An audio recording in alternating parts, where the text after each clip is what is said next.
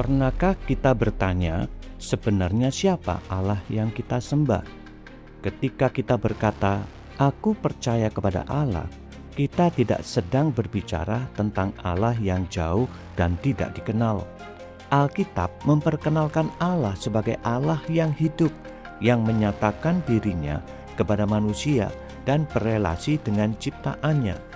Dan ketika kita membaca seluruh kesaksian Alkitab, kita menemukan sesuatu yang sangat menarik, bahwa Allah itu Esa, tetapi dalam keesaannya ada 3 pribadi, yaitu Bapa, Anak, dan Roh Kudus.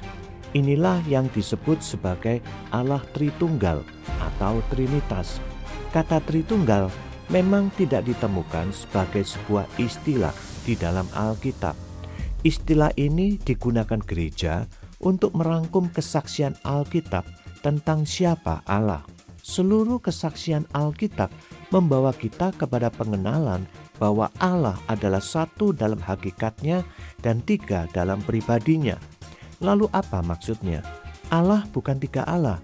Bapa adalah Allah, Anak adalah Allah, Roh Kudus adalah Allah. Namun Bapa bukan Anak, Anak bukan Roh Kudus, dan Roh Kudus bukan Bapa.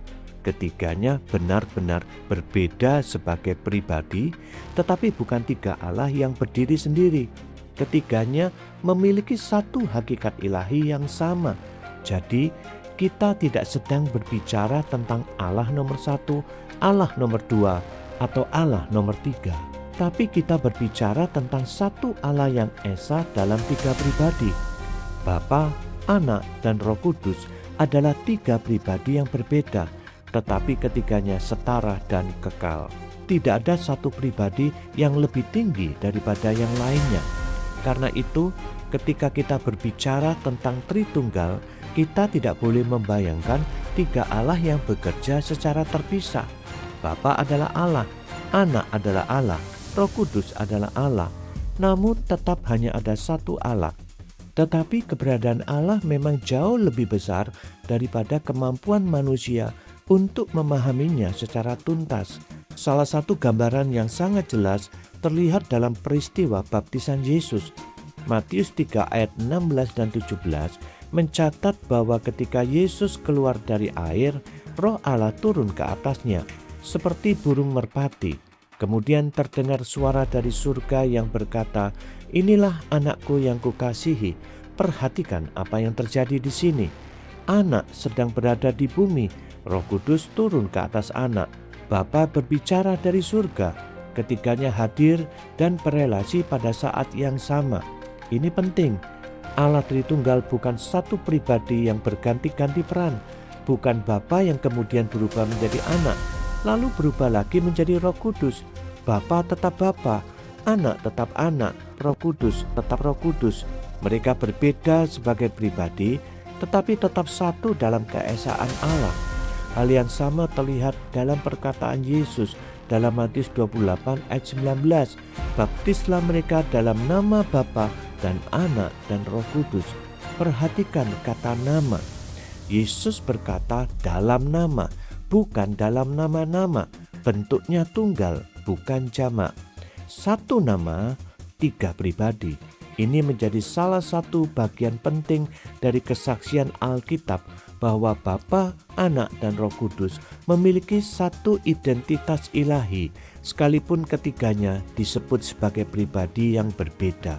Karena itu, kita juga perlu berhati-hati ketika berbicara tentang hubungan antara Bapa dan Anak. Alkitab memang menunjukkan bahwa Anak datang untuk melakukan kehendak Bapa dan taat kepada Bapa. Tetapi ketaatan itu harus dipahami dalam konteks inkarnasi dan karya penebusannya.